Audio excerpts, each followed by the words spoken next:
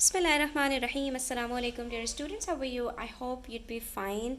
New syllabus mathematics book D1 और आज हम करने वाले हैं परसेंटेज से रिलेटेड कुछ क्वेश्चंस।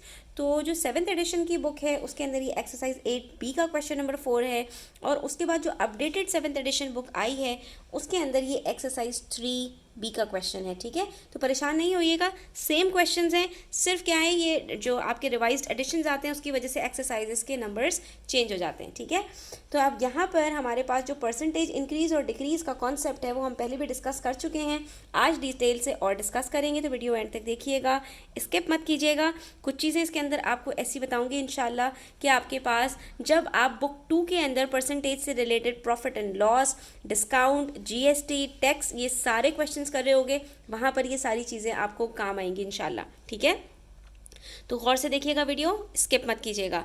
स्टार्ट करते हैं क्वेश्चन नंबर 4 से। इसमें कह रहे हैं, in Singapore the edusave scholarship is given out to top 10% of students with in each level and stream in every school. हर स्कूल के अंदर टॉप 10% जो बच्चे हैं उनको स्कॉलरशिप ऑफर की जा रही है। There was an increase in the value of the award from 2008 to 2009। ठीक है, The table shows the values of this award for each level in 2008 and 2009। ठीक है, अब यहाँ पर आपको कह रहे हैं कि इसके अंदर कुछ चेंज आया है। टॉप 5% प्राइमरी 1 से लेकर 6 तक के जो बच्चे हैं उनको 2008 में 300 रुपीज़ की स्कॉलरशिप मिली और 2009 में 400 की। ठीक है, और सेकेंडरी के अंदर 1 से लेके 5 तक जो है वो $500 की स्कॉलरशिप मिली 2008 में और 2009 में कितनी मिली तो ये नहीं बताया। ठीक है, अच्छा, उसके बाद कह रहे हैं प्राइमरी 1 से लेके 6 तक $250 की स्कॉलरशिप मिली है नेक्स्ट 5% को, यानी कि जो टॉप 10% बच्चे हैं उसके अंदर से पहले 5% जो टॉप 5% हैं यानी फर्स्ट से लेके 5th तक जिनका रैंक है फॉर एग्जांपल, तो उनके लिए ये जो है वो ऑफर्स हैं।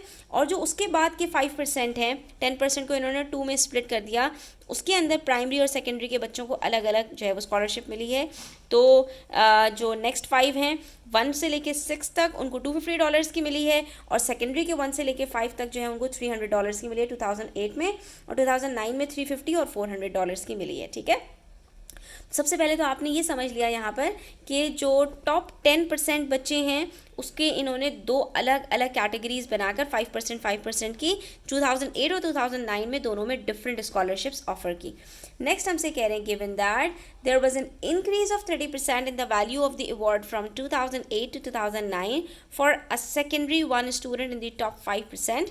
यहाँ पर कह रहे हैं कि जो ये जगह खाली है ना, इसके अंदर आपको बता रहे हैं कि अगर यहाँ पर 30% का इंक्रीज हुआ है इन the value of the award from 2008 to 2009, यानी 2008 से 2009 के अंदर जो इंक्रीज आया है वो 30% का है सेकेंडरी 1 से लेके 5 तक।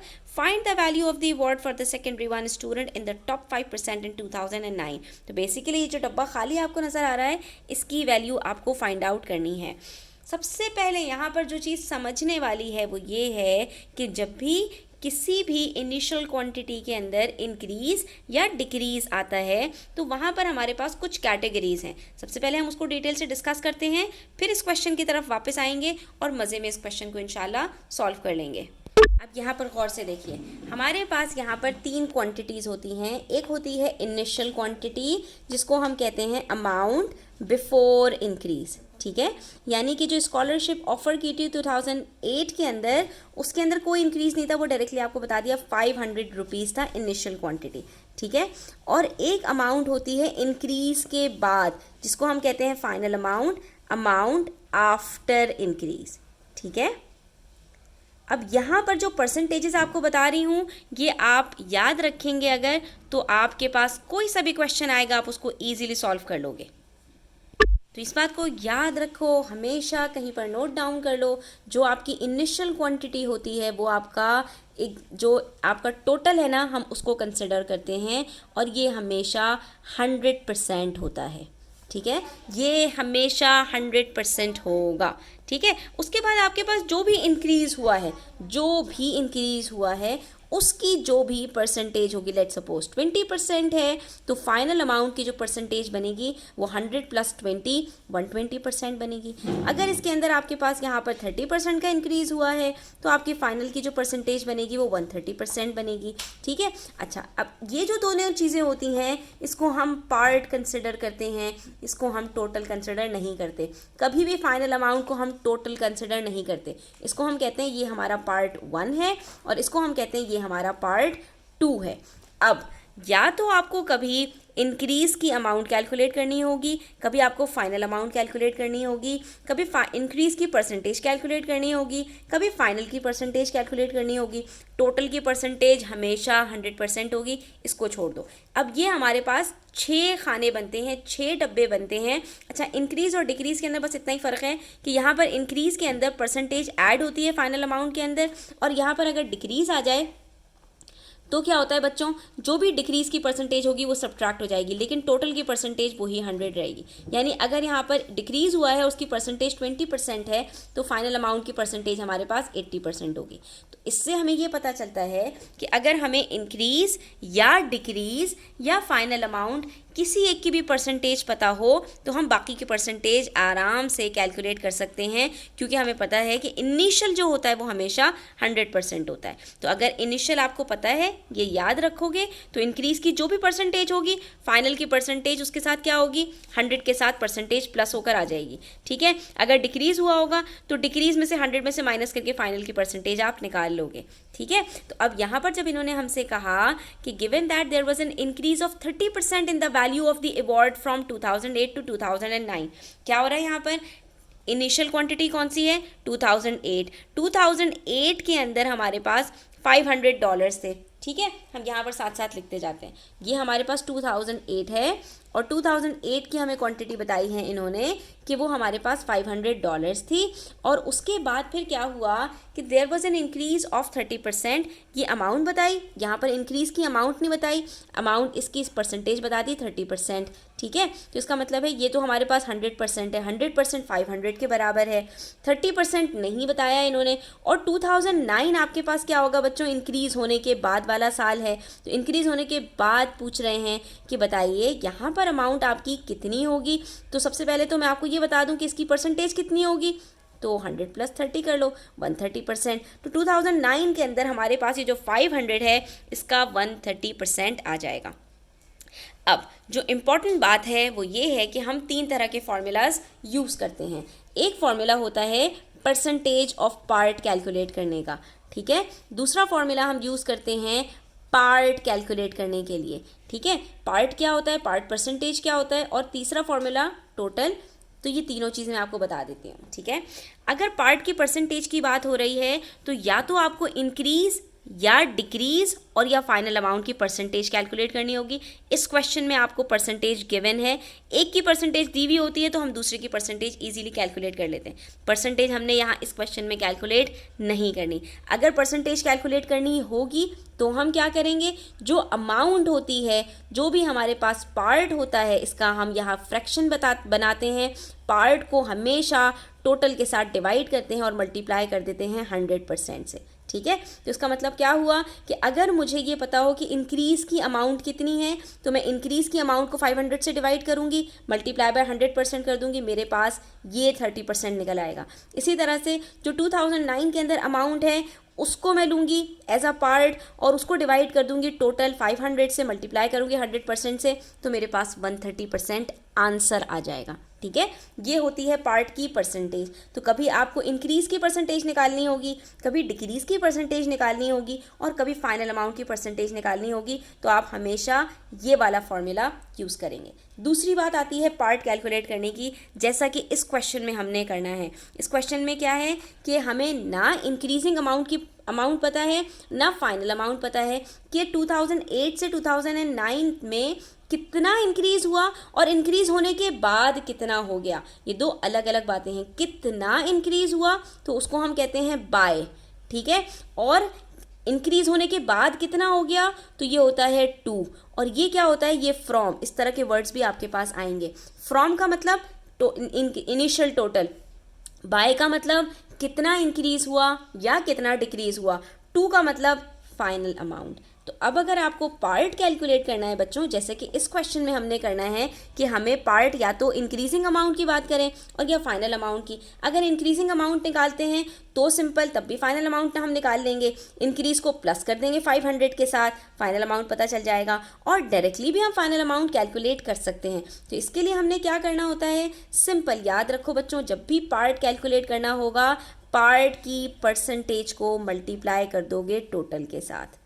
ठीक है, टोटल गिवन है 500 को मल्टीप्लाई कर दूंगी 30% से तो इंक्रीजिंग अमाउंट पता चल जाएगा, 500 को 130% से मल्टीप्लाई कर दूंगी तो फाइनल अमाउंट पता चल जाएगा। अभी इस क्वेश्चन में हम ये करेंगे और दोनों मेथड से मैं आपको करके दिखाऊंगी, जो मेथड आपको ईजी लगे आप यहाँ पर उस मेथड से इसको कर सकते हो। और उसके बाद टोटल की बात आती है, तो टोटल अगर कैलकुलेट करना हो, कभी कभी जो इनिशियल अमाउंट है वो भी मिसिंग हो जाता है, तब हम क्या करेंगे, तब हम देखेंगे बच्चों कि हमें इंक्रीजिंग अमाउंट और उसकी परसेंटेज पता हो या फाइनल अमाउंट और फाइनल अमाउंट की परसेंटेज पता हो तो हम इनिशियल टोटल निकाल लेते हैं। इसका फॉर्मूला क्या होगा, ये 3 फॉर्मूलाज अपने पास नोट डाउन कर लो, याद कर लो, और ये 3 फॉर्मूलाज आपके पास पूरी एक्सरसाइज 3B हो आपकी बुक 1 की, या आपके पास जो बुक 2 के अंदर परसेंटेज फाइनेंशियल ट्रांजैक्शंस का चैप्टर आने वाला है वो आपके पास आएगा।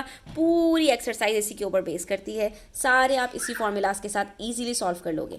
तो अब यहाँ पर हम पार्ट अपॉन पार्ट परसेंटेज करेंगे और टोटल कैलकुलेट कर लेंगे। ठीक है, पार्ट अपॉन पार्ट परसेंटेज के अंदर इंक्रीज अपॉन इंक्रीज परसेंटेज भी हो सकता है, डिक्रीज अपॉन डिक्रीज परसेंटेज भी हो सकता है, final amount upon final amount percentage भी हो सकता है। जो भी गिवन होगा उसकी मदद से हम टोटल कैलकुलेट कर लेंगे। यानी एक टोटल कैलकुलेट करने के लिए हम इन तीनों में से कोई सा भी एक फॉर्मूला यूज़ कर सकते हैं। अगर इंक्रीजिंग अमाउंट पता है और उसकी परसेंटेज भी पता है तो इंक्रीज को इंक्रीज की परसेंटेज के साथ डिवाइड कर दो। ये वो वाहिद फॉर्मूला है जिसके अंदर हम परसेंटेज से डिवाइड कर रहे होते हैं। ठीक है, अच्छा, डिक्रीज की अमाउंट पता है, डिक्रीज की परसेंटेज पता है, तो डिक्रीज को डिक्रीज की परसेंटेज से डिवाइड कर लो। फाइनल अमाउंट पता है, फाइनल की परसेंटेज से डिवाइड कर लो, टोटल अमाउंट पता चल जाएगा।